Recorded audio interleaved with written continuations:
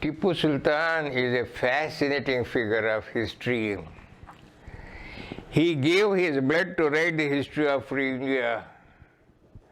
His passions were only two: to liberate the country from the colonials. The Westerners who had come all the way from 7 seas across, ruled over, sucked the resources of the country, made the country poor, and imposed their will, their art, their language, their culture.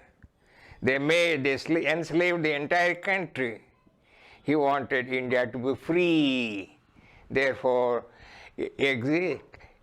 removal of the colonials was the first part. The second part of Tipu was to make his state a welfare state, a state where poverty could be eradicated, no one would go hungry, no one would be without a food, no one would have a shelter. He had a concept of a welfare state for which he did a lot. And then his creative mind was a revolutionary mind. In the entire history of India, there is no one who thought of a navy. He built 100 ships and fought against him. In the whole of India, who had not thought of a rocket system, and the rocket system now man has put on the moon, he thought of it. The iron and steel factory, the building of bridges, the pearl fishery, the silk industry, sugar industry, several things. He thought of a cooperative bank. He thought of financial empire. Whatever the West had done in 400 years, he wanted to do it in a short period. He was a person who appreciated the revolutionary concept of France. Man being equal should have equal rights everywhere. Therefore, he started the Jacobin Club and himself became a member of the Jacobin Club. There were so many revolutionary things he did. Then, during that time, Hyderabad and Tea, Vishal Karnataka, they present much larger than what it is today. We have got about 29 districts. At that time, there were many more. It was then from Karwar down to Cochin, the Karnataka state, in which Kerala also figured very much. From Cochin to Mangalore, it was all the western coast was there under control. The controversy is that Tipu is described as a very intolerant man. He persecuted non-Muslims. He imposed his own religion. He wanted to convert. But it is not all that true. He was harsh only on those who wanted to subvert his authority. No one would tolerate treachery and then treason.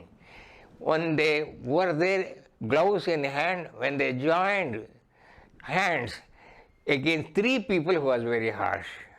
One, the people of Kerala. The second, the Christians of Mangalore.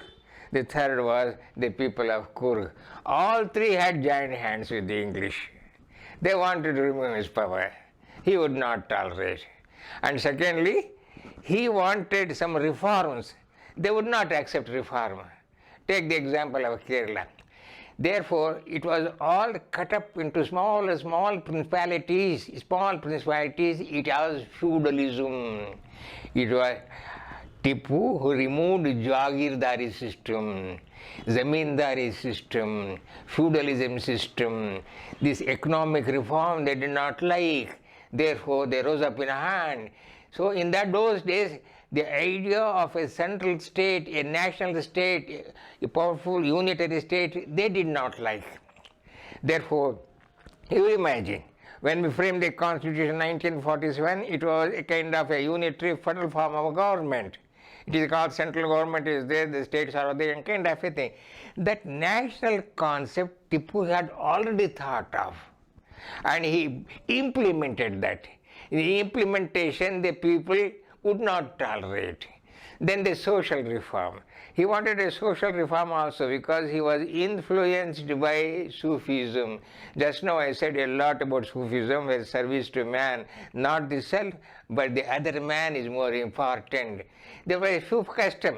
For example, in Kerala, women did not cover the upper part of the body.